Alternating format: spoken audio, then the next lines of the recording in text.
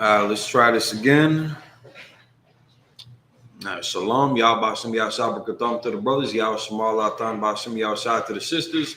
We are the ISUPK, the Israelite School Universal Practical Knowledge, established in 1969, 1 West on the 25th Street, Harlem, New York. We are led by Commanding General Yohana. We are not affiliated with any other organization. Israel, pay your tithes, man. That's right. Go to ISUPK.com and make your consistent contributions to the truth. Don't just, I met one brother who made a $40 donation once. You can't really count that as paying tithes. That was just like a one-time donation. It's appreciated. It's cool that he did it. But you can't say that you're paying tithes if you just do it once. That's right.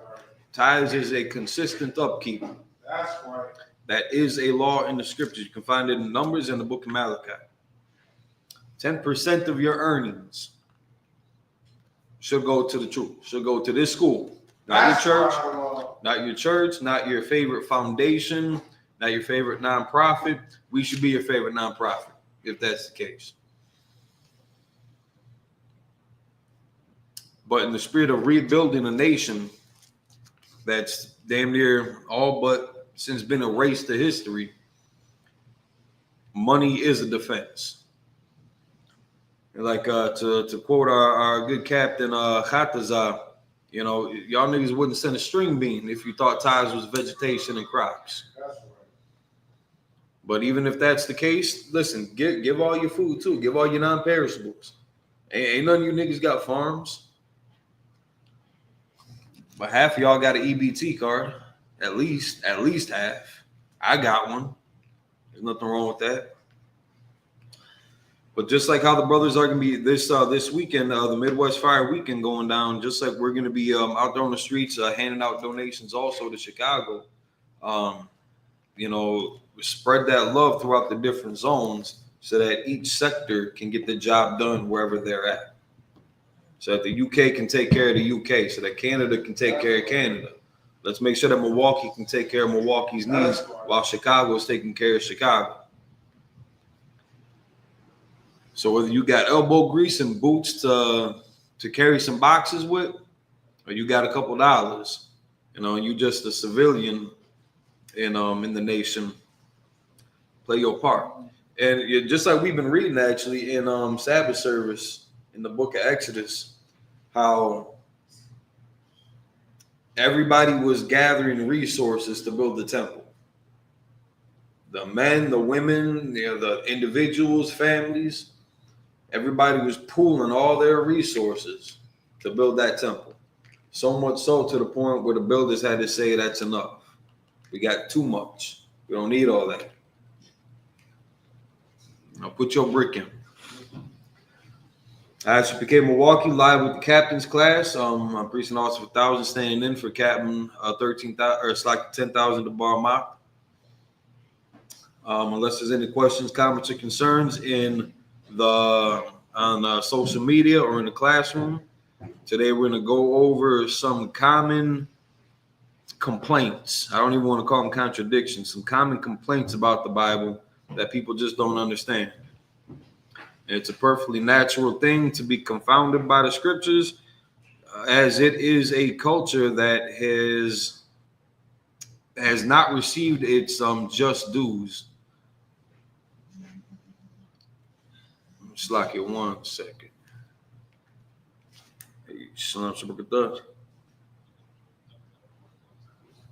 Again, we just got to doing the mic check and testing everything. We were good for a second there. I don't know what's going on with this audio system, man. Oh, we're back? All right, count to what? All right, sure.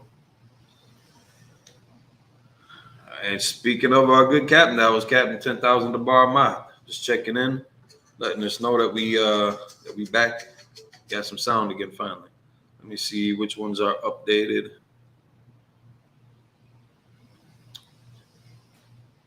Okay. Updated. Okay, all right. We can hear. All right, so who we got? We got Shalom, peace and all, Safar Kananya. Shalom, Lil Bish. Shalom, Kaylee. This is your first time in class. All right, any questions, comments, or concerns, feel free to ask. Let me turn that volume down. You can just type right in the chat. Again, this is kind of an open format class, so whatever topic you need to discuss or whatever concerns you might have, you can present them here. We've got classes all across the country where you could always tap into what pretty much wherever you are, especially with the different time zones. You can catch classes throughout the day pretty much. We also got Crossline Radio on Thursdays with the Captins Tazaryak and Kataza, where you could also call in live or join them on the live stream. That's right. But for now, to the sister, I don't want to assume ahead of time, but I'm assuming with the way you're coming in, that you are likely your sister, Kaylee, and a little Bish. I feel bad for saying it now. I don't want to say that. Like, it's little Bisha. If you got a more formal name that I could refer to you by, that'd be cool. But if you don't mind me asking, just so we can start from the right foot, if y'all still with us, what is your ethnicity on your father's side? For example, I'm a so-called Puerto Rican on my father's side. That's right. Boricua, Taino, Arawak, Indian background on my father's side. On his father's side, so on and so forth. Your ethnicity is based on the seed of your father. All right, so the sister a little bit saying she black. It's like it says, is there a different name I could refer to you as? I'll just call you Lil, if anything. So I just want something a little more, Sherry. All right, the water sis. All right, shalom. Yahweh Shamar Latah Bashim Yahushua to the sister Sherry. Welcome to the UPK Milwaukee class. Any questions, comments, or concerns, feel free to engage in the chat. Otherwise, again, we're going to go over some common contradictions, common complaints that a lot of people have in the Bible. And again, you have to have the understanding of where this Bible is coming from, where the scriptures are coming from. This is an Israelite culture. This is not Roman Catholic culture, because the Roman Catholics want to try to put a monopoly on the Orthodox Church, as if that's the standard that Yahweh Shai had left the earth with in the hands of Peter and Paul and the rest of the brothers, as if they're walking in those same footsteps today. And some of the more honest ones, they'll admit to the downfall of the church, but they'll never concede that that's just another watered down version of this history and these records. The small hats, they would be discounted also because they primarily go off of the Talmud and there's another text, not just the Masoretic, but they mainly go off the Talmud and there's another book that they use. I want to say the Mitzvah, but that don't sound right. And oral tradition, and they also claim that you can be an Israelite, or as far as how they identified a Jew, based off of your mother's lineage. And they say that was because it was switched. So originally, even in their tradition, it was originally based off the father, but it was switched over to the mother after the survival of the sisters and still their reproduction of children during captivity. That's why they say it was switched over to the mother's lineage. But even they would then be admitting that originally, the way that the Most High had established biology, it would start with the father. You would be of the seed of your father. All right, so Kananya, if you could start with, if you can pull up that website, show our audience the website that we're kind of going off of for these questions. I'll pull it up also. So Barton Ehrman, bartehrman.com, 50 contradictions in the Bible, the biggest, most shocking differences. It's not that shocking. It's not that crazy. And it looks like, who's the author? No, X that out. Written by Marco Marina. He's a PhD. He's an author historian. Date written, so January 23rd of 2025. So if you scroll down immediately, we can see, all right, so one of his first and the most shocking of these biblical revelations is that the earth does not last forever. So let's pull up the scriptures that they're citing here. We have Ecclesiastes chapter 1 and 4.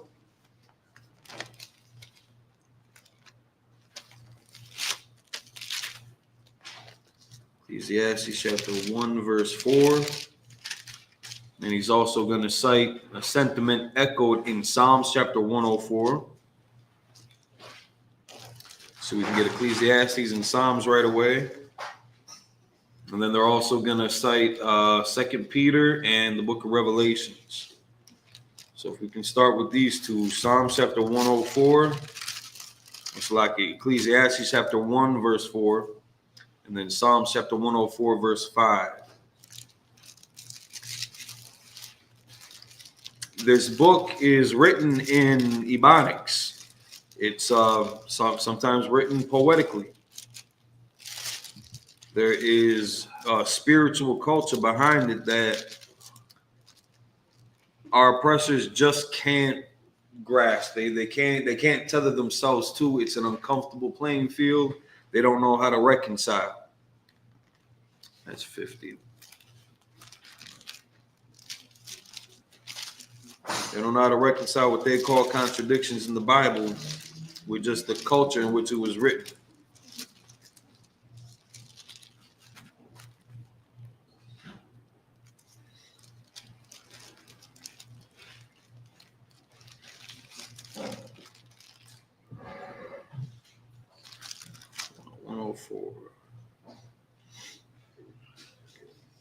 Got IR? Can you make the screen a little bigger on the scriptures? Yeah. Right now, he's just giving me time to. Yeah.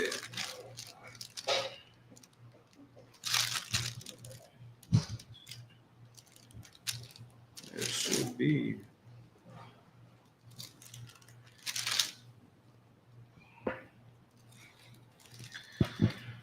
All right, let's get the first scripture that they got. So we're saying in Ecclesiastes 1 and 4, we read that the earth remains forever. Let's read that scripture. Ecclesiastes chapter 1, verse 4. And for those that might be new to this, it's better to use the King James, preferably the 1611, because that includes the what's called the Old Testament, the Apocrypha, and then the New Testament, all in the same book. These were all originally canoned by the Catholics didn't canon the Apocrypha, but it was authorized by King James in this translation. Otherwise, if you have like the New King James, there's nothing really wrong with it. Some of the words kind of change, and it kind of gives a bit of a different inflection, but then it doesn't have the Apocrypha included in that, so you'd have to get the Apocrypha separate. But the King James, in English, the King James would be the Word of God. It's translated from the older records. You got like the Textus Receptus. I believe they go off the Masoretic. But if you look at the Dead Sea Scrolls, even for example, and you were to mirror that, you translate from the Dead Sea, which was written in the Hebrew, translate that into English, you're going to subsequently get the King James Version Bible. So let's get Ecclesiastes chapter 1, verse 4. Whoever's got that, good. I have a question online about the King James Version. All right. Yours truly asks, why is it better to use the King James Version? Aren't they all the same? No. That's an excellent question. No, they are not all the same. Do we got any different versions here to clown around with, to kick down the street? No. All right, so, and you can check this out yourself too, but if you were to look up like the different types of Bibles, you'll have some categories that are going to be like word for word or thought for thought. The majority of these other Bibles are going to be thought for thought translations. That means the people that are interpreting it, It's what they think the original writers meant in the passages. Whereas the word for word translations, they're going to be going off of like the biblical definitions, the cultural definitions of the words used. That's what I want. To find the best equivalents in English to express what was going on in the Israelite world at that time when they were writing it. So even when it's written in Greek, it's still coming from an Israelite people using Greek language. So it's still the Israelite culture under Greek oppression. The same way that Blacks, Hispanics, and Native Indians today are speaking English, Spanish, French, Portuguese, Patois, Creole, all that. We can still relate to each other relatively easy because we're still the same people, it's still the same culture that's being expressed here. So when we're looking at the definitions of the words, we lose the translation in different versions. They'll either take out complete verses or they'll use I don't want to say softer definitions necessarily, but again, going off the thought for thought, they'll all right, for example, a perfect example of this that always gets butchered is was it Deuteronomy chapter 22. So for yours truly, so if we go to Deuteronomy chapter 22, sexual assault is punishable by death according to the Bible. There's a scripture in there that a lot of people misunderstand as God condoning the violation of women. And they usually go to, let me just make sure I'm getting the right scripture here. All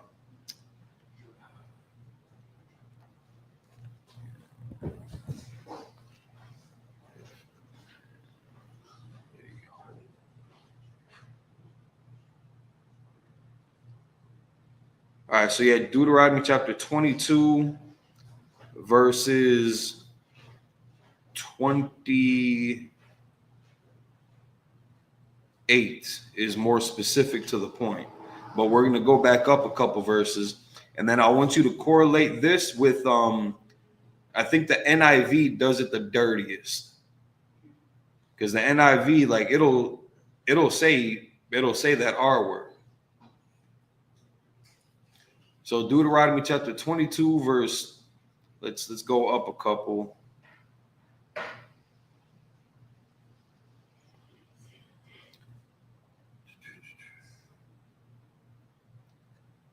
All right, so if we start at verse 25, Deuteronomy chapter 22, verse 25. Whoever's got that, Rapah, somebody give him the mic.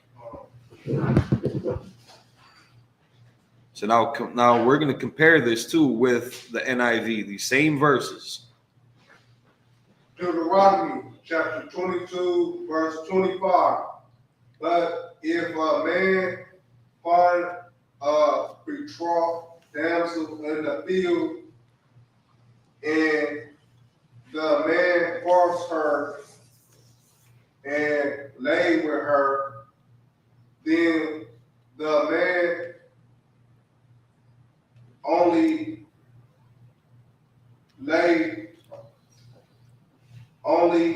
that lay with her shall die. So now that is clear force. That is clear against her will. That's right. The brothers who had translated this, they knew what they were doing. So they clearly said forced. A man that forced her and lie with her, that man's going to get put to death. Sexual assault is a death penalty in the Bible. Right. Now, skip down to verse 28. Verse 28. Deuteronomy chapter 22, verse 28.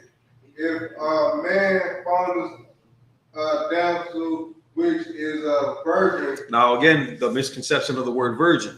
If we're going by the biblical definition of the word virgin, depending on the context, 9 out of 10 times, and that may be an exaggerated ratio, but the majority of the time when it says that word virgin, It's talking about a young maiden. This is pointing to her age, not just the fact that she's never been with a man, because we're going to see verses in here where it will say she is a virgin and neither has she ever lied with a man. I'm paraphrasing. But there's going to be a difference in between within the context of the word virgin, how it gets applied, how it's utilized. So in this case, we're just talking about a young woman, which is not betrothed. So she's not engaged or promised to anybody. There's no prospects in her on her schedule. Keep reading. Which is not betrothed and lay on her and lie with her, then and they become bound. Verse 29. We can stop right there. In verse 29, if you were to keep on reading it, it describes how that man now has to go to that woman's father, and now they have to be publicly married. Now he has to pay the dowry, and that becomes his wife, because according to the Bible, sex is marriage. But now, if that woman is forced into this, that man gets put to death. She's not found guilty of any sin because she was overpowered. It was a brutal thing that was done to her. So she's innocent. There's no guilt in her, no sin on her. That man will get put to death. Well, now we see another case where that man comes up onto this virgin. She ain't betrothed. And these are all indicators that he's checking for this stuff too. And he lays hold on her. Now in the NIV, this is going to say the R word. Let's pull that up. Pull up the same verse in the NIV. Deuteronomy chapter 22.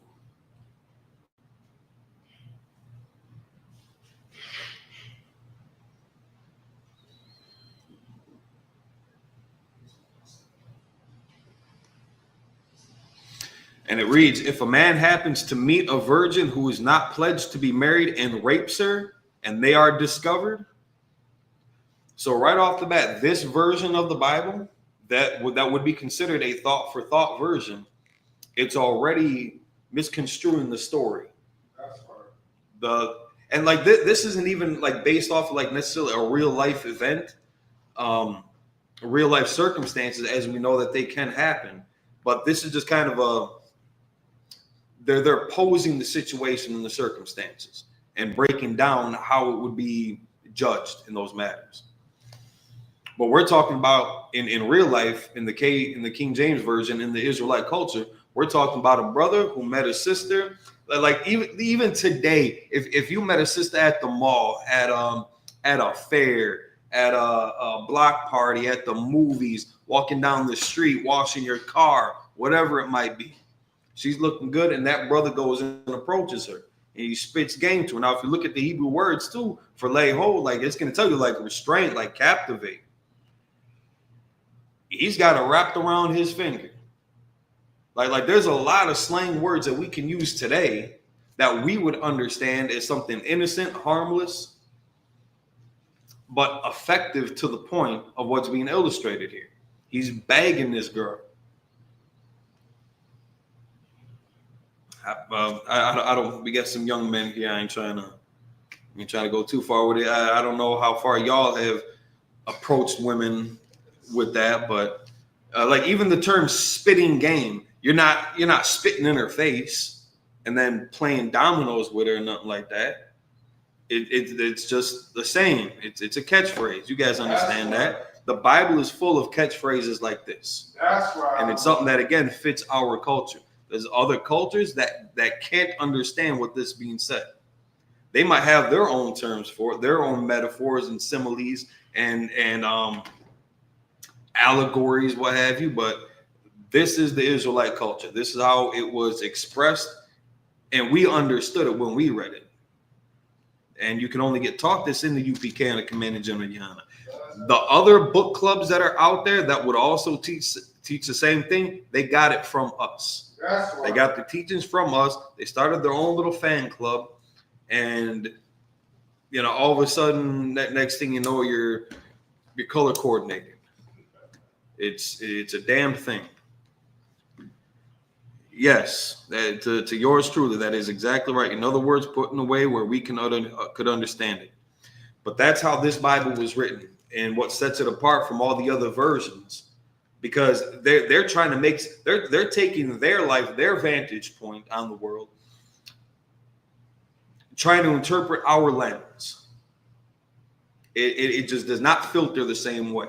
It does not translate the same way out. If you took some of them, some drill music, for example, right now, and then wanted some, I don't know, some uptight Ivy League college professor to break down what he's saying without any context into the culture, you can imagine how he's going to butcher them songs.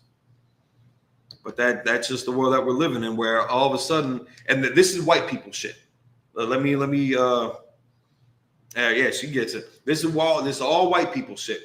That's why we got a million different denominations of Christianity. That's why there's a million different versions of the Bible, because they're trying to make sense of Israelite culture, Israelite records through Edomite eyes, and especially in the modern day, because a lot of these didn't come into play until 15th century, 16th century, 18th, 19th, some of them even more recent. We're talking some square duds trying to understand hip hop music. It don't work. If they were trying to explain it to somebody, they're just going to make a mess of it.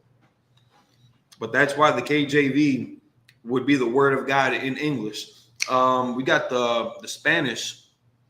We got the Spanish Bible here. I believe it's called Santo Biblio. Salaki to my brother. What was it called? Santa Biblia. All right. That would be the word of God in Spanish, because that's the best Spanish translation of the Bible. In Spanish, though. The KJV is just the best translation in English. The word for word, cultural, because King James was also a black man. And the people that he had, the scholars that he had, and especially during that time, black people had ruled Europe. So the scholars that he had breaking down the Hebrew and the Greek back then also would have been Israelites by blood. In practice, though, no. Just like King James, he wasn't in the truth, but he was a brother. And we can trace their lineages back. Just like we can, like Captain DeBar in Milwaukee, we can trace him back to King James and Harriet Tubman. That's right. They weren't in the truth, but the truth was in an important facet of their focus in bringing this information out. So they did the right thing by the Spirit of the Most High to put records that were normally kept to the lane, from the lane folk like us, us peasants and ordinary guys, blue collar workers, information that was kept from us, translated into English so that the common people can read it. Otherwise, I believe Latin was the dominant language at that time that people would have been reading it. And your common dude, your blacksmith, your street worker, your stable boys, they weren't reading Latin. They weren't speaking Latin. They weren't educated in Latin. It would have taken an educated individual to understand those different dialects from back then. So, Salaki, I know that was a bit more of a summary than you probably had in mind, but I think we understand. Yeah, you seem to get it. But let's keep this party going then. So, Ecclesiastes chapter 1 verse 4. Who's got that? Shout out to Figs too, by the way. Good. Good. This is the book of Ecclesiastes. This is the book of Ecclesiasticus, chapter Ecclesiastes, not Ecclesiasticus. Ecclesiastes, please. Verse 4. One generation pass away, and another one generation comes forth. but the earth able for forever. But the earth abideth for forever, or forever. So now his contradiction or his complaint is that in this verse, and let's get Psalms right away too. Psalms 104. What do you say? 104 and 5.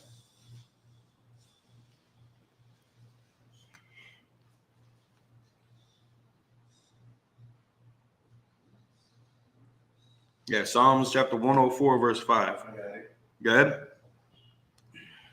Book of Psalms 104, verse, you said 5? Yep. Verse 5. Who layeth the foundation of the earth that it should slack it? Who layeth the foundation of the earth that it slack it? It should not be removed forever. Now, one complication also that does come up when people have these points is that they incorrectly cherry pick. Now, I'm gonna pat myself on the back for a second here because we were taught how to cherry pick appropriately. I can pick one specific verse out of the Bible, just one sentence out of it, but it'll be properly applied to whatever conversation we're having that would make me pick that verse. We can read above it, we can read below it to get the context of it also, just to even more accurately hone in on what the conversation is. And then again, the context, the application of it. But most people, they'll pick one verse out of there that sounds one way to them. They'll go to another verse that again sounds another way to them. And now in their mind, well, there's a conflict of interest. There's a contradiction. They have a complaint, but they want to speak to the manager. Well, all right, so here's our HR desk, and we're about to break this all down. So now they're pairing that with 2 Peter chapter 3. So we'll keep these two on the back burners, keep these two held. But let's pull up 2 Peter chapter 3. And then they want Revelation chapter 21.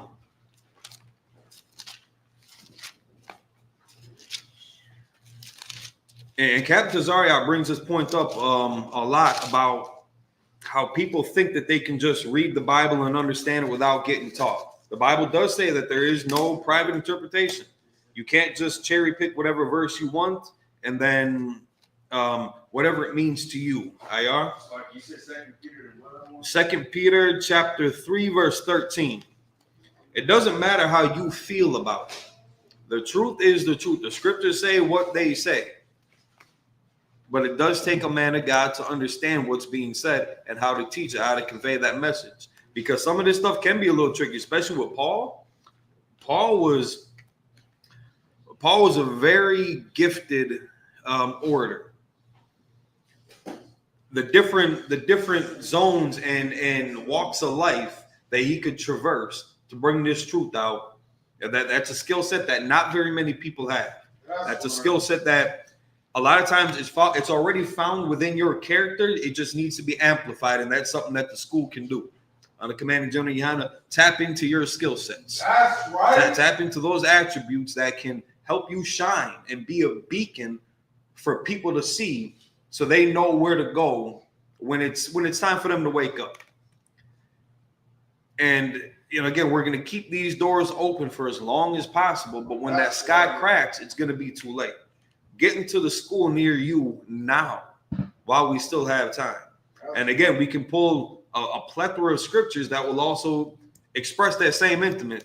It's not going to be like this forever.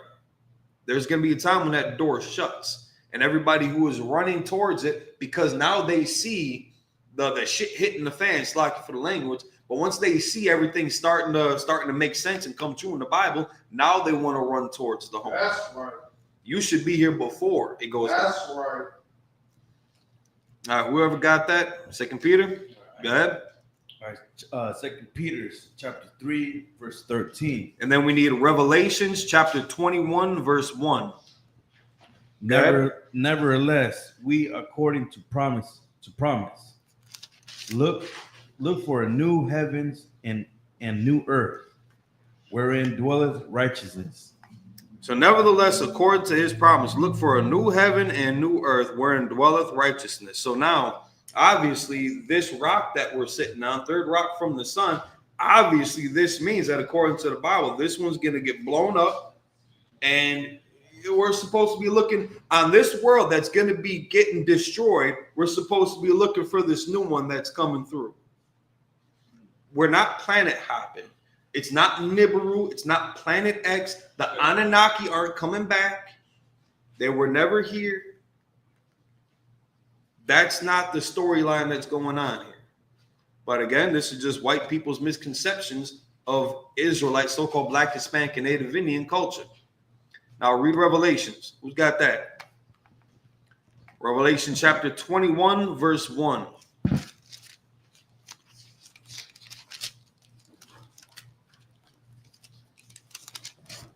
Go ahead.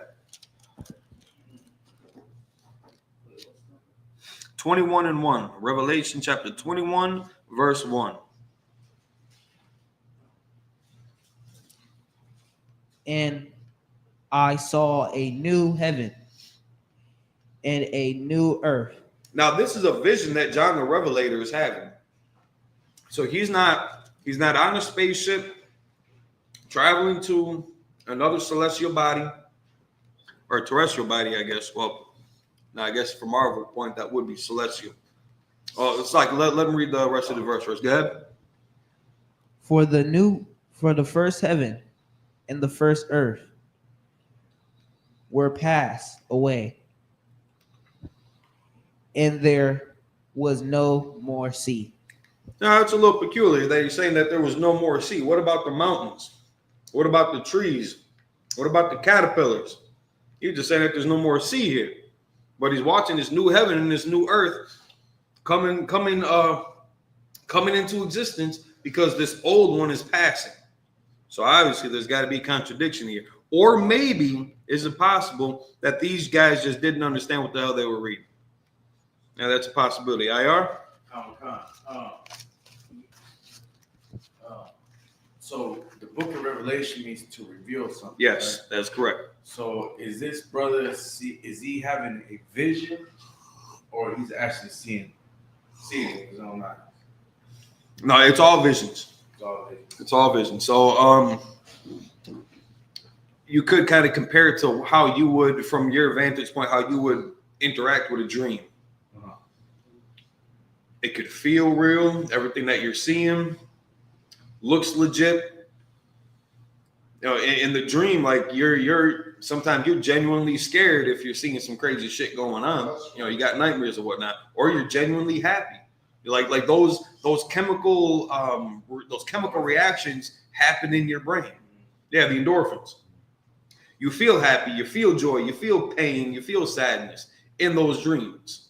You can have those chemical reactions in your subconscious based off of what you're seeing inside your head. So he's going through kind of one of those moments where in Revelations, it's not exactly a linear timeline either. He's seeing different events unfolding, the ifs, ands, and coulda, woulda, shouldas that's popping off, that's being revealed to him by the Most High because of X, Y, and Z.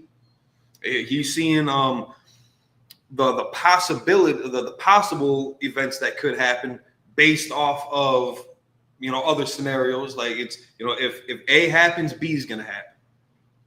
But yeah, these are all visions that he's experiencing. So yeah, he's not whether he was wide awake standing there and having these visions, or if it was in his subconscious, I wouldn't necessarily split hairs on that. Right. But it is good. So these visions that he'll be considered a prophet, right? Yeah. So these visions that this prophet is having, are they all accurate, or are they just visions that are having at the time? Crazy accurate. Okay. It's kind of terrifying accurate. We're seeing, and we compare this up with Ezekiel, because Ezekiel also had visions coming straight from the angels, which is also where I believe John said that he had interacted. Let me just see some real quick. Yeah, the visions that he's having though are signified by his angel unto his servant John. So he's also having this interaction from the angels, getting these visions from the angels. So yes, very accurate. We're seeing some of them unfold right now. Some of them have already passed, and he's setting up the stage for some of them that are going to be coming in the future, whether that's tomorrow, 100 years from now. But we're seeing those foundations set. Okay, so here's my other question. Yeah. So when these prophets are having these visions, how do we know when he's having a vision that happened within his time, and how do we know that it's a vision that hasn't been fulfilled? Some of them could have happened in both. I believe Elijah. Because you know what, so like, you know how they say, like, history repeats itself. Right. So it's like, it's something that people will say, those stories is something that it's already happened. Mm-hmm. But then you hear a lot of people say, no, the book is full of prophecies that hasn't been fully fulfilled. Right. Just, Right. things are revealing itself as we speak. So, like, how do we know, as someone that's reading the Bible, how do we know if it's something that's already passed or something that's in the future? So a lot of things, like, it's not going to be a little insignificant scenario that happens. It's going to be pretty cataclysmic. It's going to be on a big world stage. The first woe, the second woe, getting ready for the third woe. World War I. That wasn't something that happened in the backyard, in the sticks, and some Caribbean island. Right. World War II. That was another major global event. Mm-hmm. Everybody knew about it. Right. There were people that were so entrenched in that war that years later they were in hiding, running from the enemy. Or when I think this even happened like in Vietnam, but people went into hiding or went covert, black ops, deep black ops. Didn't know that the war had been over for quite some time, for years, and then they get discovered. They think that the war is still going on. Right. They think that Germany won or something like that, or that they're still fighting U.S. soldiers. Exactly. Yeah. So some of them are just so entrenched in it. It's a big thing. So we're going to see these with current events.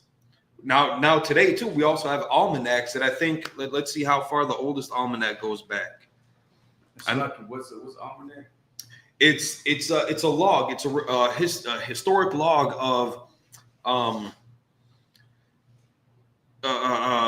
natural disasters, precipitation, rainfall, earthquakes, tornadoes of the world. Like, you got an almanac, we can figure out where the sun, the moon, and the stars were 30 years ago in Ohio.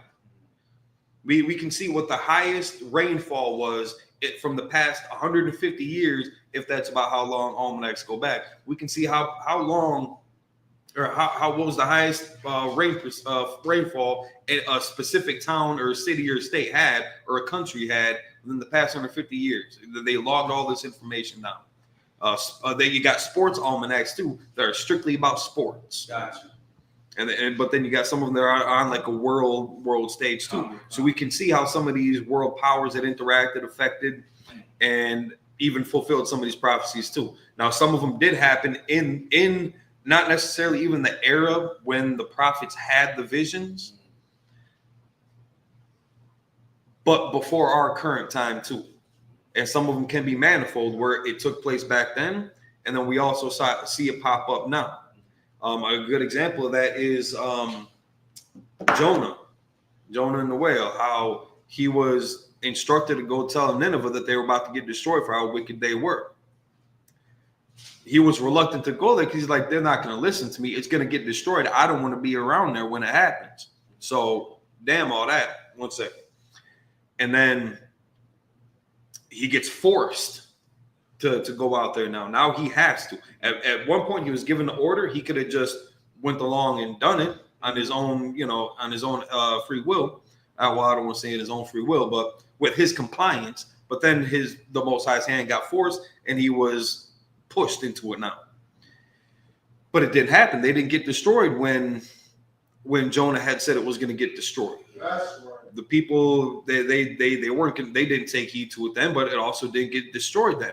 Well, it was like 40 years later, several generations afterwards, when they finally met that fate, because they did not hearken to the word of the Most High and they didn't change their ways. So now in the year 2000, when that prophecy took place, you know, a lot of brothers and sisters flocked to the school because they feared for their lives. They were just trying to save their life because they thought it was about to go down then. So the school had a rush of members. This the year 2000. Yep. When that whole split happened, so now it didn't come true. Everybody left. The majority of the people left. So that also kind of shows where their faith is at too. They only came here to try to save their life. That's like right now, we're keeping these doors open, but if we hear that boom, that sky crack, and now people try to rush in, like that's just kind of out of vanity. Like come on, like you didn't want to put no effort in to set up, like to build Noah's Ark. You didn't want to put no brick in to build Noah's Ark. You just want to jump on the boat when it's about to flood. It's survival instinct. Yeah, which I can't blame them. But at the same time, this is why we're having these classes, to engage with the people, to let them know what's happening. So now it doesn't happen. But we still see all of the steps that are leading up to World War III. And Slaki, how you pronounce that word again? You said the Amalek or What I say? What would you say? Amalek or you're breaking down the word I didn't have understanding. Shit, I don't even know what word I said. Oh man. Amaranth. No, you said something about what word that keeps records. Almanac. Almanac. Yeah. So, Almanacs are pretty cool. Yeah. Almanac. I gotta remember that. Yeah, that's yeah, you can look at a whole bunch of history. Would that be right to say like there's an almanac history when the Great Flood came and hit the Americas? Because I could be wrong, but I feel like the Great Flood is the reason why we have the Great Canyons. Because you can tell how water, after a long period of time, water starts craving stone. Right. So like they were saying that the Great Flood is the reason why we have the Great Canyons. You can tell like the water is going down over the years. You can also see that it was flowing through as well. So now in the school we teach that was more of a localized flood, because men wasn't scattered over all the earth at that time. There weren't inhabitants of America, Antarctica, Australia, Greenland, Africa like that. The population of mankind was in the what we could say the Middle East, the Garden of Eden, the Fertile Crescent, the Levant. It was in that area. So it was more of a localized flood, cataclysmic event. The only thing that I could think of that would really tie the rest of the land masses into this is if this had occurred during what they call the time of Pangea. That great continent where everything was still kind of one. And it was affected by the flood. Now, with the level of a flood that this was, the earthquakes that took place, the springs, the earth opening up and the springs pouring water, shooting up, and the hot springs. Whether they were hot or cold, I don't think that's really a point of contention. But the amount of rainfall that happened, how that could have affected tides, water currents, the atmosphere, that could make everything else swirl up and then possibly affect other land masses. That's a possibility too. Yeah, the reason why I say about the Great Canyon, I think it's a possibility because like some of the history books that I have read, it talks about Noah's flood. Right. You know what I'm saying? And it was something that was big, you know what I mean? Mm-hmm. But yeah, that was one of the reasons why I was saying like, because there's a day you see Esau too. Esau was doing his little science, and he was saying that you could tell the water was going down over the years. So that's the only reason I'm saying. And also, the Native Americans and the Aztecs spoke about it as well.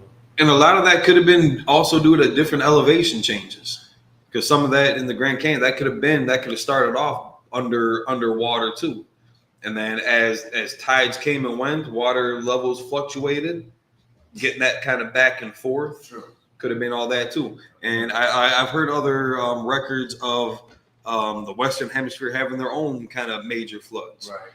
alongside with even in the Eastern Hemisphere, having different floods in different zones too, that wouldn't necessarily correlate with Noah's flood. But weather is, listen, when things start moving and shifting, even some of the smallest effects could have larger impact somewhere else. So whether the Grand Canyon was also carved out by Noah's flood, I think it's a possibility. It's something that could get looked into further. I don't think it would change the effect of the story, the message of it, what it ended up doing to mankind at the end of the day.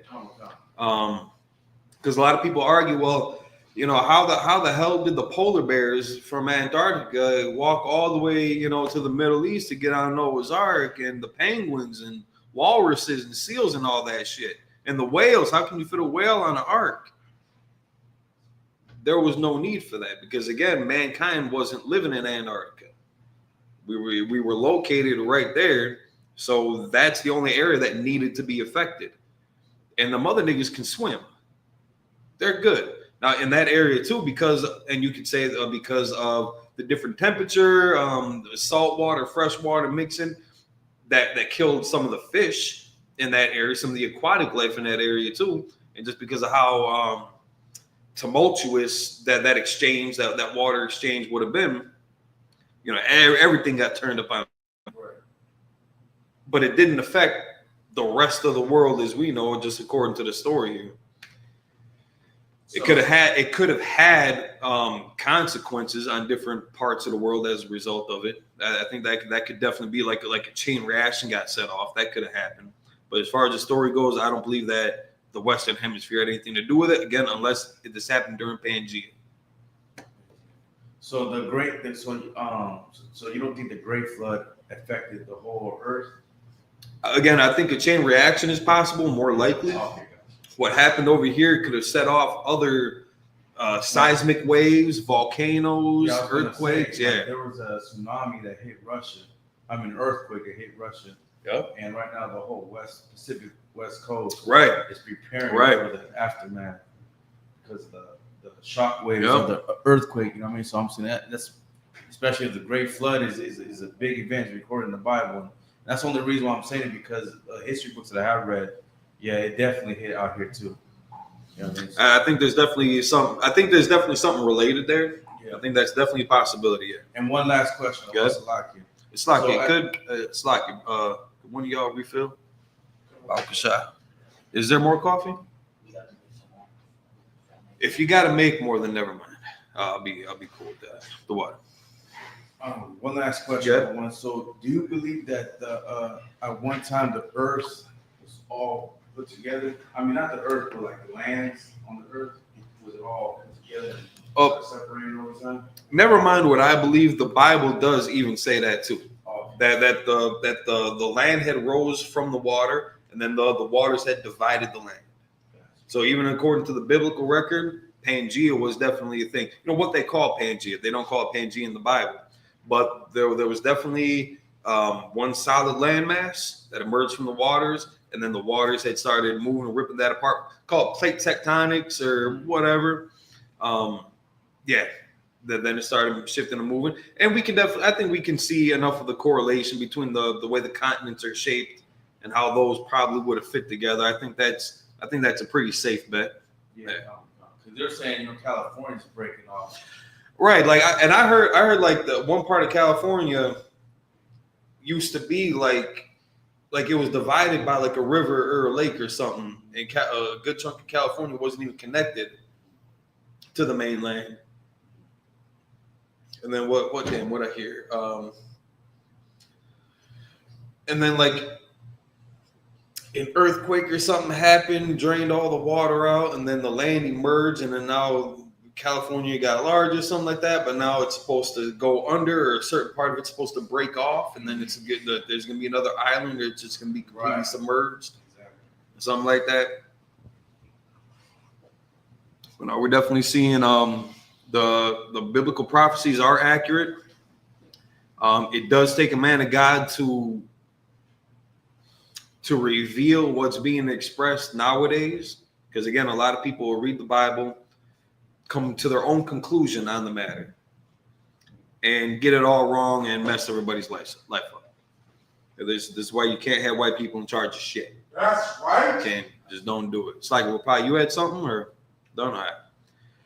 All right, so we've got this major contradiction that the Bible is saying at one point the earth can't be moved.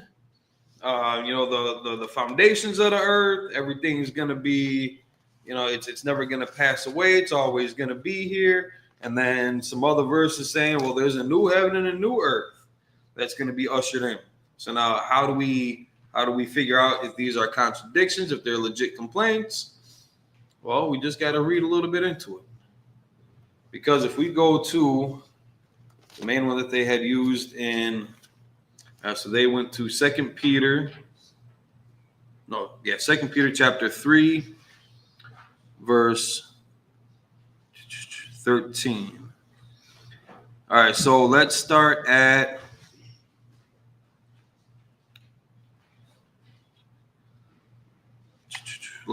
verse 12 first. Well,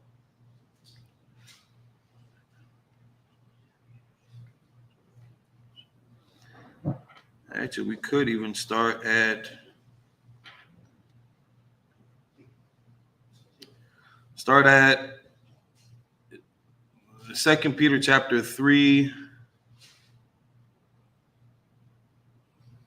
verse 3.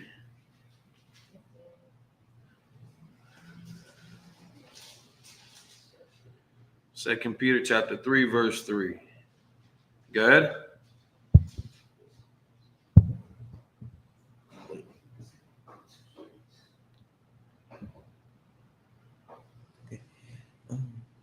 This second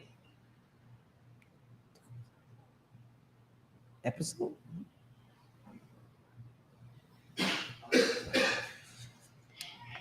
This is the book of Peter. 2 Peter.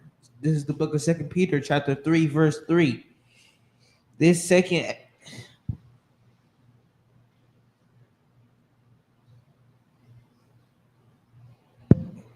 knowing this first,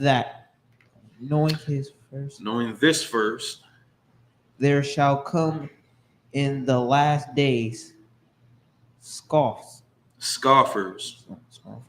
Y'all know what a scoffer is? Let's get the definition of it. Let's look up a definition of it. Y'all know what a heckler is? No? A heckler? No. All right. Let's get the definition of a scoffer. Good? Definition of a scoffer is someone who mocks or ridicules others, often with disdain for wisdom and a rejection of truth. So now in verse 3, it's saying in the last days, scoffers. So now, a lot of people, again, will argue that this has happened before. Happened, when our grandmas were kids. It happened 100 years ago, 200 years ago, 300 years ago. In many other cultures, you could attach something like this to. Where you're going to be tripping yourself up is, we're talking about Israelite culture, Israelite records. That's pointing us to a series of events that are leading up to the last days. And then the last days, as according to the Bible, like we're talking about the last days as described in the Bible, not the last days as described in, 6th century Han Dynasty in China. Not their last days, not the last days of the Egyptian records of Horus and Set, if they ever said what the last days were in Egypt, not that. We're talking about the biblical account of what the last days would be. And in the Bible, it's talking about the last days are going to be ending with the Third World War. And again, we're seeing that getting played out right before our eyes. That's right. And the technology too, how everything's been speeding up so much in the past 200 years. Like if they were to see our world today, it'd be crazy to them. And every span of time that we have another major breakthrough in technology gets shorter and shorter and shorter. So where it took maybe, I don't know, let's just say 100 years before the Industrial Revolution, where they were doing everything off of water power, wind power, manpower, before we started coming up with small engines and shit like that, you know, that may have taken 100 years of troubleshooting back and forth, trying to figure it out, tinkering with this and that. Well, after that got discovered, within 50 years, we had another major leap in an industry and technology. After that, in 25 years, we had another major leap. 10 years, we had another major leap. Now it seems like every year they're coming out with something new, something super cool, something life-changing, that it's just ramping up to the point where we are now capable of exterminating every living organism on Earth. Whereas, 200, 300 years ago, we didn't have those capabilities. So again, we're seeing the culmination of these prophecies coming to fold. So now this is what the Bible is talking about, the last days. It's always going to be referring to the biblical account, not some other foreign country's perceived notion of what the last days might be. Because in some cultures, listen, the last days might be, and I ain't trying to make fun of our Gadite brothers and sisters, but like their creation story, some of their creation stories, and I'm just throwing some bullshit jargon out there. This isn't meant to be taken that serious, but one of their creation stories is, we live on the back of a turtle. In their culture, yeah, we live on the back of a turtle. Now, in their culture, the last days might culminate in that turtle rolling over onto its belly. And that's the last days, when that turtle rolls over. And that's supposed to wipe out mankind. That's the last days, according to whatever Indian tribe prophecy that might be. Yeah? It's a lot, sir. Yeah, I think the reason why they call it Turtle Island, because the way how America, Canada, Mexico, Florida, California, if you're looking from the top looking down, it's shaped as a turtle. Oh yeah. What I think is kind of crazy is how did they get that understanding that from looking up, looking down, it's the shape of the turtle. Like you got the whole body of the turtle, you got the head of the turtle, the arms, and even the tail. It's literally shaped like a turtle. That's what they call it, Turtle Island. America? Canada, America, Mexico. It's shaped as a turtle. So they were saying, how do these Native Americans figure that why would they call it Turtle Island if they can't, nobody has flown. So, it's a conspiracy, you know what I mean? Like Canada to Mexico, huh? Canada, Mexico, United States. United States would be considered like the body, like the shell.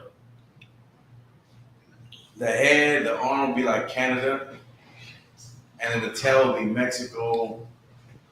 California will be the other leg. I'm not seeing the turtle.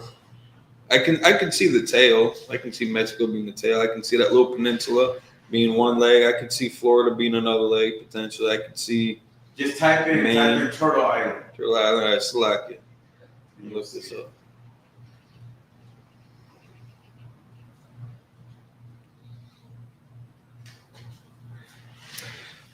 There's someone like half a dozen Turtle Islands.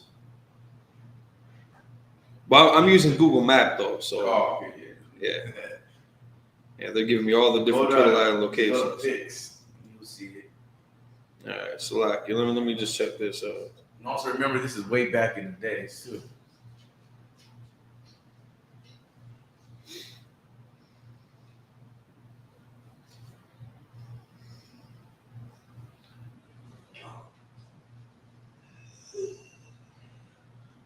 Okay. I see the picture and where they're trying to put that. Okay, so now, according to this culture, the last days might be when this turtle rolls over.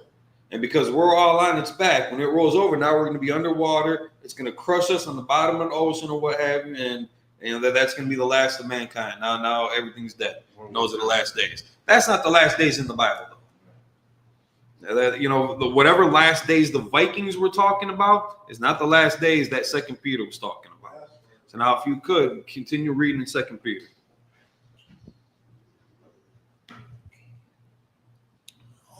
Walking after their own lust. Now, again, these scoffers walking after their own lust, believing in Scientology, numerology, Egyptology, Hinduism, nihilism. What's the other one? Where people just don't give a shit about nothing. Well, hedonism, where everybody just seeking out pleasure. And just as long as you're happy, and Buddhism, yeah, that's another school of thought.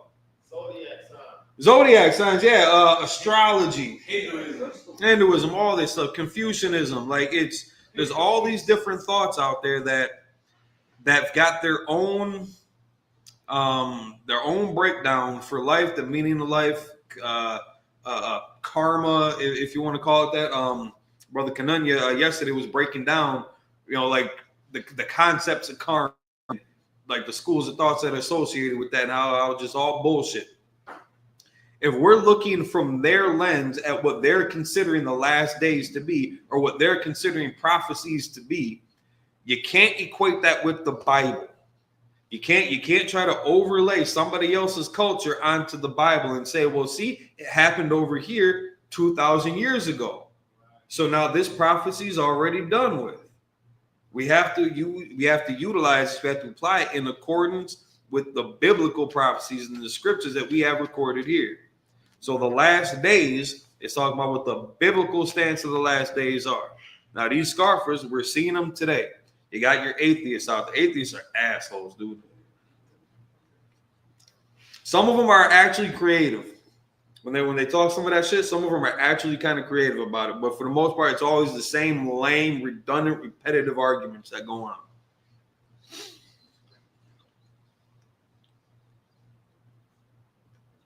You got scoffers in even in the Israelite community who are Old Testament only, who wouldn't give any credence to the prophecies of the New Testament, even though we can see how some of these were already discussed and laid out in the Old Testament. Again, Ezekiel also prophesied about the World War I, II, and III. And we see that also again pop up in with John the Revelator. Keep reading. That's it. No, keep reading them. And saying, where is the promise of his coming? For since the Father fell asleep, all things continue as they were from the beginning of the creation. So now again, this is something that scoffers are going to be posing. Like, well, when is this promise supposed to be happening? Well, according to the Bible, nobody knows the hour in which Christ is going to be coming back. And again, according to the prophecies, World War III is going to usher in that time. This new world, this new world, this new kingdom, this new heaven, this new earth. But everybody wants to know when, so they can prepare accordingly. Instead of just preparing now, everybody wants to know when this is going to happen, so they can schedule the end of the world. They want to set an alarm. They want to be able to schedule the end of the world so they don't miss their tea time, so they don't miss somebody's birthday. They want to make sure everything goes nice and smooth. And again, they're going to use the adage of, well, history repeats itself. So even after our fathers had died, when they go to sleep, we're still seeing life continue. It's just another day. Until that sky cracks open, we operate as if it's just another day. And for us, just another day is still doing this work. It's not just another day where you can kick your feet up, play your games. We still got a job to do. So now, keep reading, verse 5. For this they willingly are ignored, ignorant of that by the word of God. For by this, again, they're following after their own lusts. You know, what's the date? What's the time? We've seen all this happen before. History repeats itself. This happened, in Russia 20,000 years ago. For this, they willingly are ignorant. Keep going.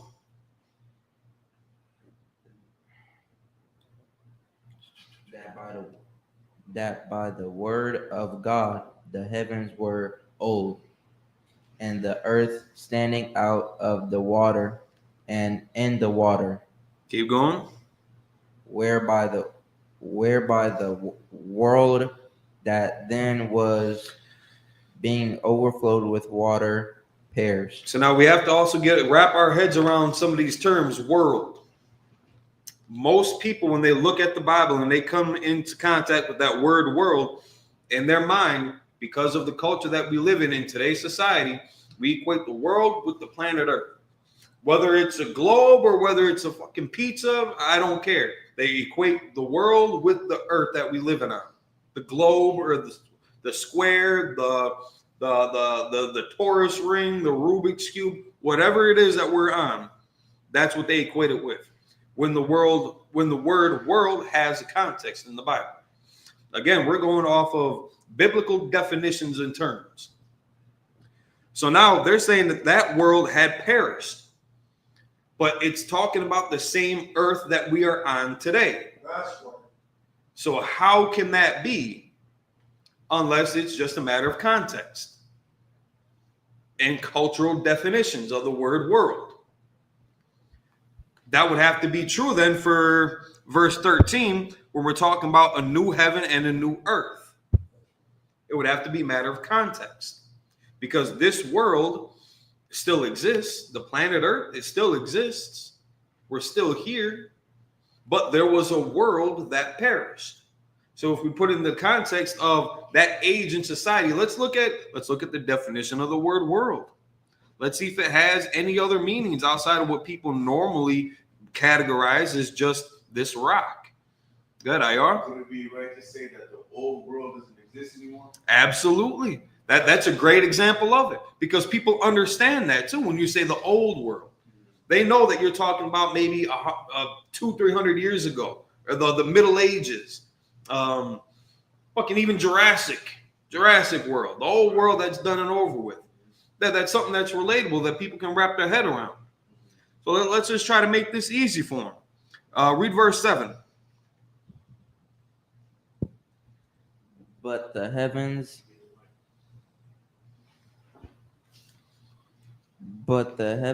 and the earth, which are now by the same word.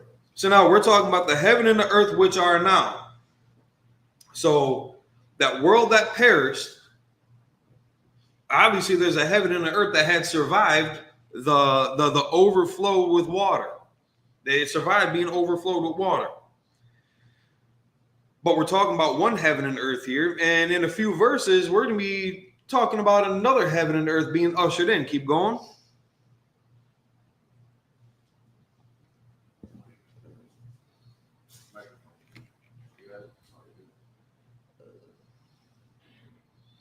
Are kept in store, reversed unto fire against the day of judgment and prediction of ungodly men. Now, this is a heavy verse too. Because again, a lot of people might argue, if God, which isn't an all-loving being, by the way, there's no verse in the Bible. Again, we're talking about the Bible. We're not talking about Christianity, but in the Bible, God is not all-loving. That's right. He is all-powerful. That's right. He is all-knowing, but ain't nothing in there about him being all-loving. It does say that he does love, though. I've seen that in there.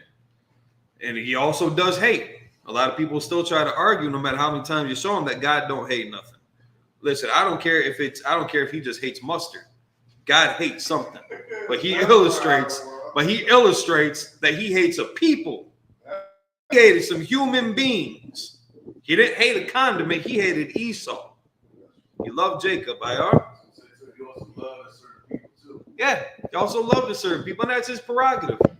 But now we're seeing how the heaven and earth that we are experiencing now, that they also experienced back then, is it's like you built by the same word, are being kept in store and reserved unto fire against the day of judgment. That's right. So now people want to ask, if God is all love and blah, blah, blah, how can he let all these horrible things happen for so long? Because this earth, this world that we know it, is being reserved. It's being kept in store for the day of judgment that we're seeing. Again, we're seeing the stage getting set for that day of judgment. And perdition of ungodly men. Now, what's the scriptures and the prophecy say about revealing the son of perdition? All of this, like, we're seeing the last days. We're seeing kind of like the culmination of this whole story. Even this is 2,000 years ago when they were writing this portion of it. But we're seeing those same hints, because what did the Most High say? How did he say he was going to destroy that world again, that earth? It wasn't going to be with a flood. Reply?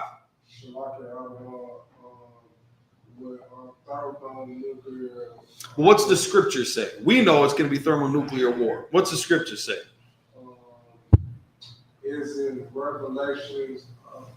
Instead of water and with the flood, ayar, It's gonna be fire. with fire. And we're seeing here in 2 Peter's that this world is being, by the same word, are being kept in store, reserved unto fire against the day of judgment and perdition of ungodly men. Good. It's like everyone didn't describe how the nukes would be like. He said like flaming Like a shimmering sword or something like that. I think like flaming arrows. Let's look it up. Let's look it up real quick. Because I know they had like a shimmering sword in the garden that was blocking Adam and Eve from entry.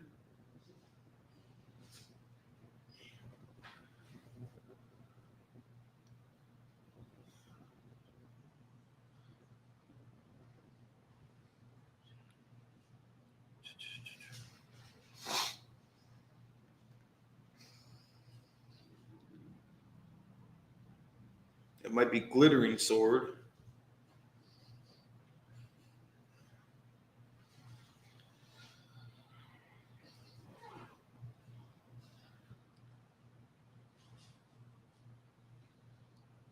Okay, so they've got something in Ezekiel about that. The sword is made to glisten. I want to say that that's going to be in Revelations too, but maybe I'm just not typing in the right catchphrase.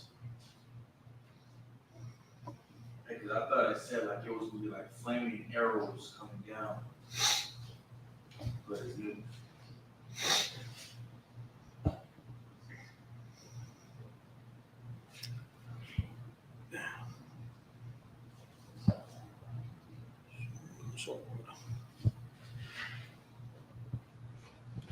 Let me see what Ezekiel's talking about.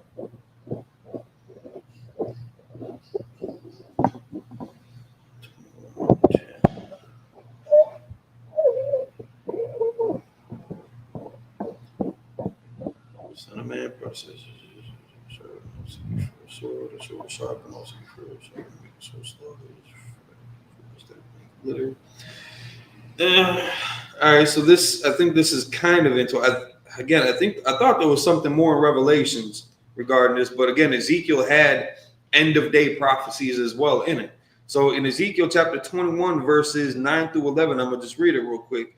Verse 9, son of man, prophesy and say. So now this is again the angels talking to Ezekiel, calling Ezekiel the son of man, telling him to prophesy and say, thus saith the Lord, say, a sword is sharpened and also furbished. So now we understand today that a sword, back then was a weapon of war used to destroy, used to kill. That was the dominant weapon, at that time. Even aside from arrows and spears, that hand-to-hand combat, more people died by the sword.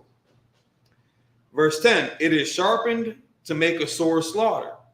So now, as you would hone a sword back then to make the blade nice and sharp, easier to cut, easier to stab, the same way that we fine-tune black powder firearms today. Well, no, maybe that's not the right term. Maybe I'm just thinking of what I can hold as a felon. I think I can get away with a musket or a single loader or something like that. But the same way that they fine tune the weapons of war today, making them lighter, making them being able to pass through a metal detector, being able to fly farther and longer and hit more targets at once. That's the same concept as being sharpened to make a sword slaughter, to be able to kill more efficiently, to be able to unalive more efficiently. It is furbished that it may glitter. Now, again, they're talking about making that sword shine. If you see a missile flying through the atmosphere, you're going to see it shining. It's going to have that glint. It's going to be reflecting that sunlight off it. So that's going to be the modern day swords, furbished in the same manner to be able to perform this sword slaughter. Should we then make mirth? It contemneth the rod of my son as every tree. Verse 11, and hath given it to be furbished that it may be handled. This sword is sharpened, and it is furbished to give into the hand of the slayer. I don't know how much more I can explain that. I think that's pretty clear on the update that modern warfare is getting in comparison to the updates that the old world warfare was getting. They sharpened their swords back then too. They sharpened it and they furbished it that it might shine and be more of an effective kill. How much more effective and efficient of a killing machine are drone missiles than a sword from back then? This is just the cultural conversation, the cultural vocabulary words and the dialect that we spoke back then that we get to break down today. Back then, they wouldn't need anybody to translate that shit because, again, they were talking amongst each other. They knew what the other Israelite was saying. So now we might have different verbiage between us, but you get a brother from the East Coast, brother from the West Coast, eventually they're going to understand what the next man is saying. They might have to exchange some comparisons between some of the vocabulary words and terminologies, but they're going to come to an understanding. We're able to do that here with the way that these brothers wrote back then, the way it was translated from the Hebrew and the Greek into the English, in the old Quaker English, in the medieval times English. That very poetic kind of artsy Shakespearean era kind of English. We're able to see how that gets translated today and what they're talking about right now. So now skip down to verse 13.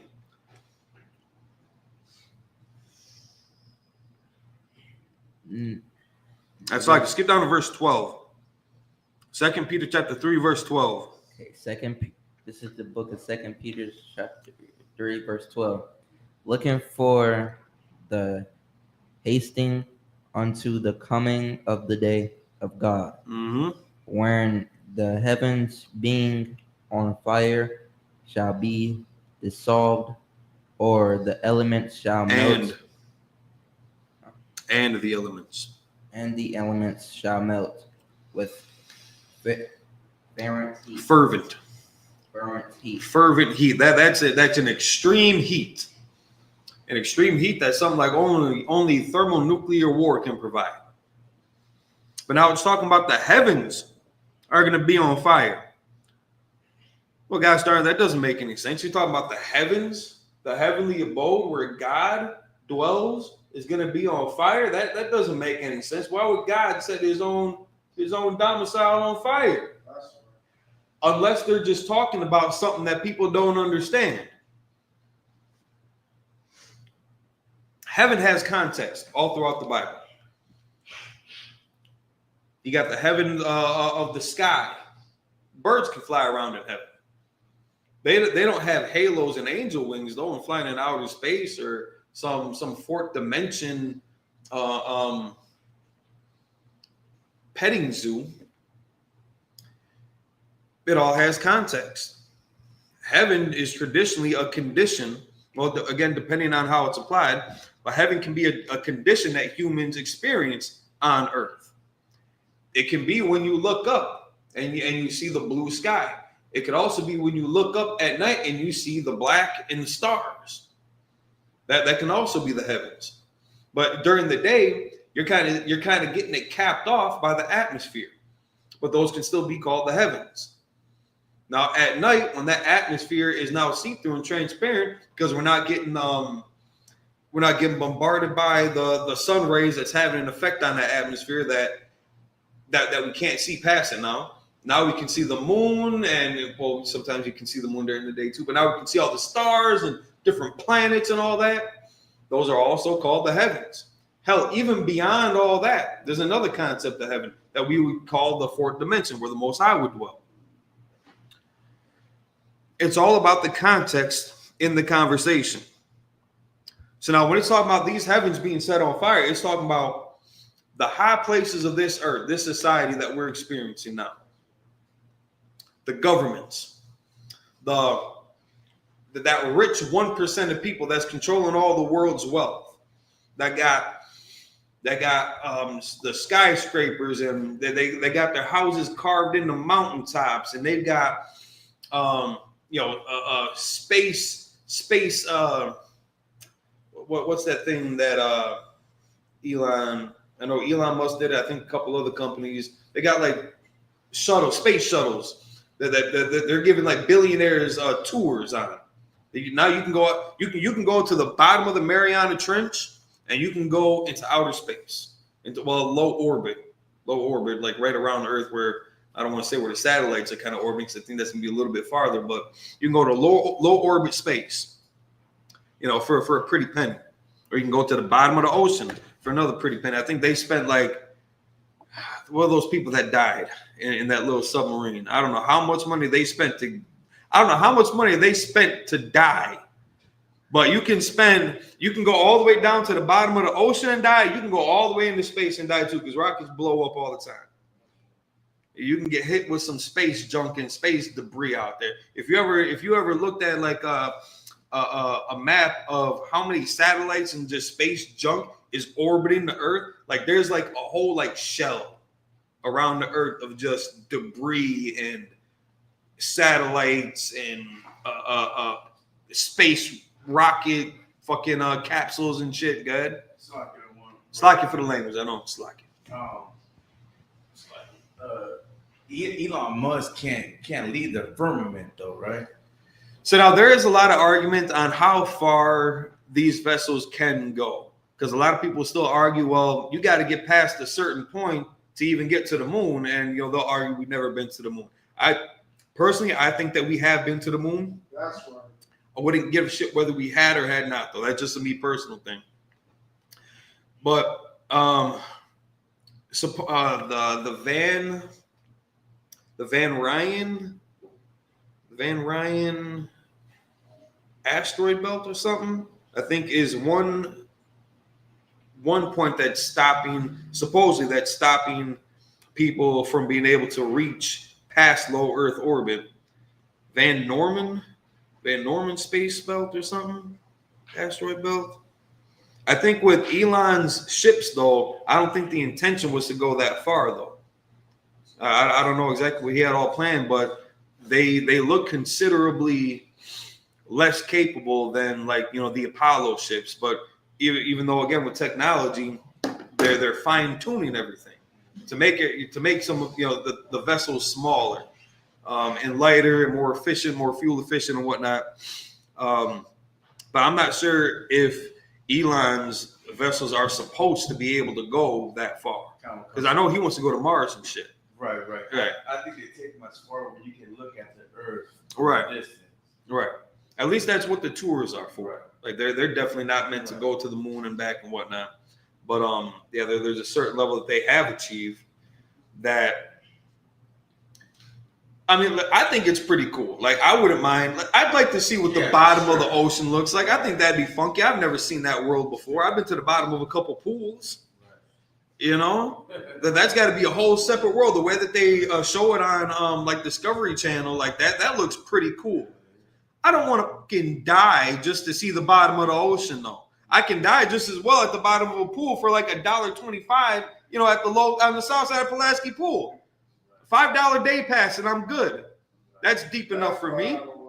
That's deep enough to get killed. I'm not going to pay you $1 billion just for what? To get crushed? Or another $1 billion to, you know, go all the way to outer space to verify for myself if we're living on a disc or a globe. I'm not that vested in them. I think it's a cool thing to be capable of, though. And according to these scriptures, again, we're going to have unfathomable technology. When the time is right, we're going to be able to tell our, you know, we'll be able to record it more adequately what the shape of the earth is. Let us find out it's something completely different than what we thought. You know, it's going to blow people's minds. Okay, cool. That'll be cool for when we get to that point. Right now we got to deal with fentanyl. Right now we got to deal with gang violence. Right now we got to deal with our people having a loss of identity and lack of commitment to their own kind. Right now we got to deal with police brutality. We got to deal with the poverty, the homelessness, the destitute conditions of our people in Milwaukee and in Chicago. I don't care what kind of planet we're living on. IR? I was going to say, you got to be look out for these car crashes out here in Milwaukee. These car crashes. They're driving so crazy in Milwaukee. I think they already made there's a documentary out because there's so many crashes. Kia Boys, I know they did a documentary on that. For sure. They're doing something different just on how stupid people are driving. Yeah, it's car crashes. You know, it's out of control out here. It is so ridiculous, and you know, this is just one of those kind of fundamental issues of courtesy, common sense, decency and order, man. Like they don't, you know, I was driving a school bus and there was a time when I thought school buses, you know, deserved like a specific level of honor, respect out there. Yeah. Nope. Nothing. I don't care if you're in an ambulance and you're rushing somebody to the hospital. Some word that I don't want to say, I don't want to call them that, but you know who you are. Somebody's going to cut an ambulance off with the lights blaring and everything. It's, you know, it's a very, we have a very stressed out people. Yeah. Very condensed. Even a green light get treated like a yellow light. Hey, for real. Yeah. Because they know those last maybe 3 seconds of that red light, after everything's changing, you can still do it. Because nobody's going yet because they're waiting for it to go green. Right. So you got that you want to split that hair. Right. Listen, I don't need to go to Walmart that bad. I don't need it that bad. I know we need some stuff, but not at the possible loss of another brother's life, another sister. I don't care if you're a heathen.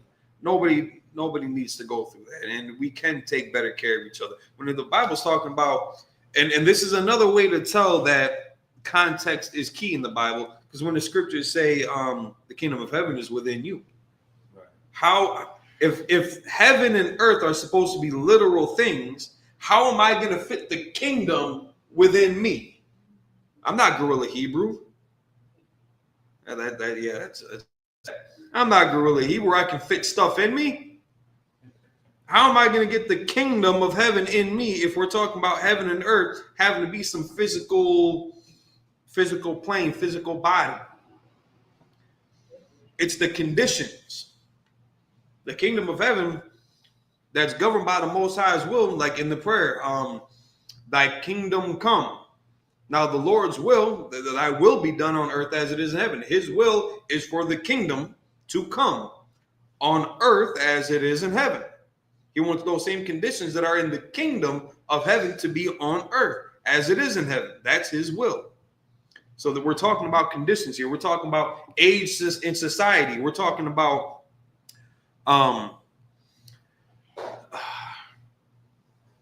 different realities according to different people's perspective.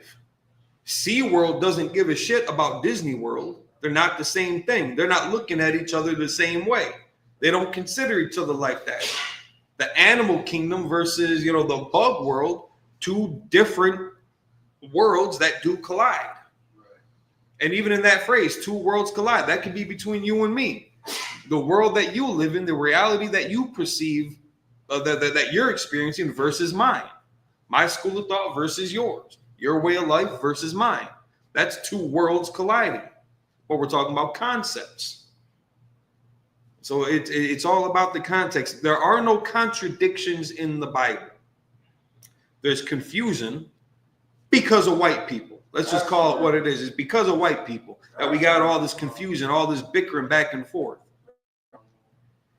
And we're going to get to the bottom of it one way or another. You can only learn this from the Israelite School of UPK and the Commanding General Yohana, though. You're not going to get this from some knockoff half-price book club. That's not how this works. You need to get trained up properly under a very specific tutelage by very specific men. And if you're not getting it through this pedigree, that's why we always say in the name of Jesus, in the name of Yahushua, Ba'ashem Yahushua, in the name of Christ, because that represents the pedigree that we're learning this from, the tutelage, the standard that we keep Ba'ashem Yahushua in His name. That's right. It's from that standard that we come from, not Ba'ashem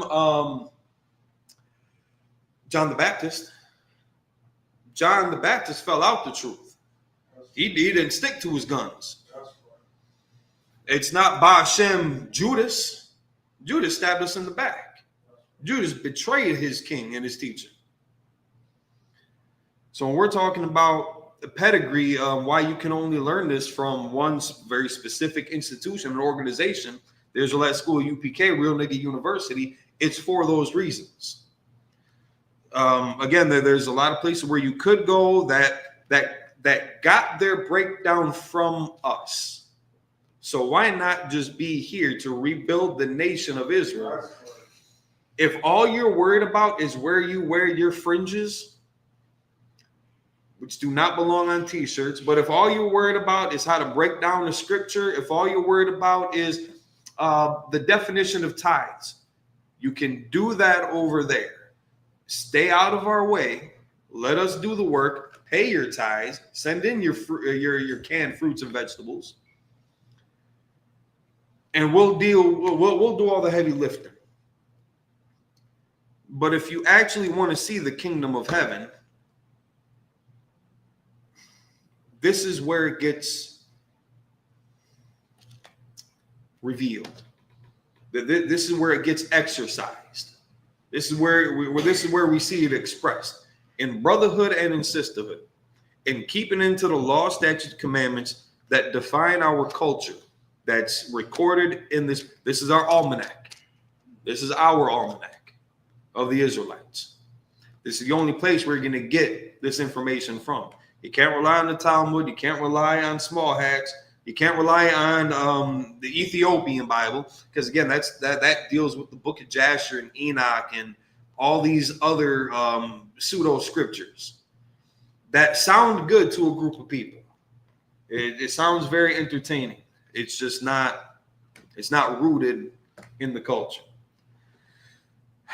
So again, if you're looking for contradictions in the Bible, we'll be happy to clear up any confusion. Any questions, comments, or concerns, feel free to gauge in the chat.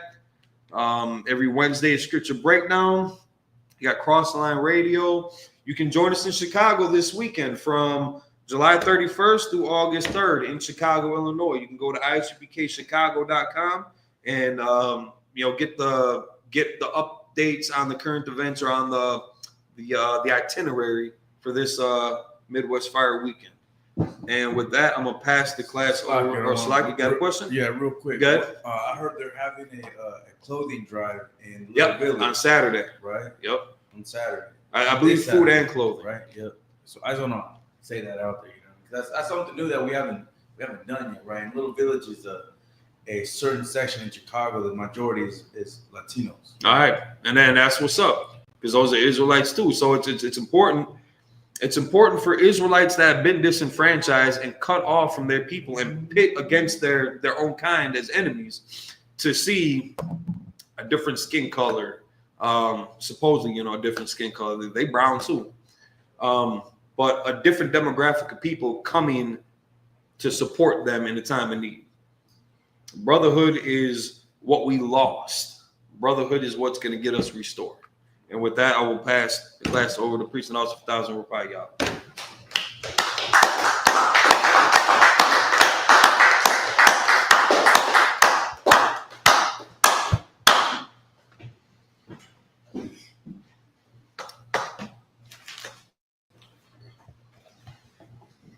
Security announcement. We are the ISUPK, started out on 1 West 125th Street, Harlem, New York. Rules for a new brother or sister. When a new brother or sister come into the school, they are off limit for 6 months. They are to be saluted only. They are here to save themselves of the world. If they need transportation, the teacher will arrange it. After 6 months, if a brother or sister has an interest in a particular person, he or she must get permission from the head to speak to a brother or sister. There is another 6 months in which the brother or sister will court each other. After this 6 month period, the brother or sister may get permission from the head to marry. Ties, which is a commandment. Numbers 18 and 21 and Malachi chapter 3 verse 8 through 10 means 10th in the Hebrew, Ma'ashara. 10% of every penny of any increase the Lord give to the treasury department or teacher. Listen, if you want to take it that far, 10% of every kernel of corn that you receive from the Lord, give to the school too. I don't care. Just pay your goddamn tithes. That's right. Free will offering for peace. Free will offering for peace, not mandatory. Whatsoever amount you would like to give. Upcoming holy convocation. You could check it on the hallway. Is on the feast of blowing on the trumpet, which is September 21st. That's right. And the Lord's, Midwest Fire Weekend, which is this Saturday. This Thursday. Through this Sunday. Be there or be square, Right. because Right. it's going to be happening. So, Yeah. so Keep your corn. and Nerds. with that, reminder, if anyone wants to be a trooper in the school, start wearing all black. That means black boots, black shoes, black pants, black headband, or scarf. And with that, Amaju, what it means to stand. We gonna give a courage salute to the teacher, Amaju Tabat, Amaju Barak, Yahaba Shimi Al Shabakata, Yazmata, dismiss. Let's go. Chicago, Illinois. Pay your tithes. Pay your tithes, man. Give me your money.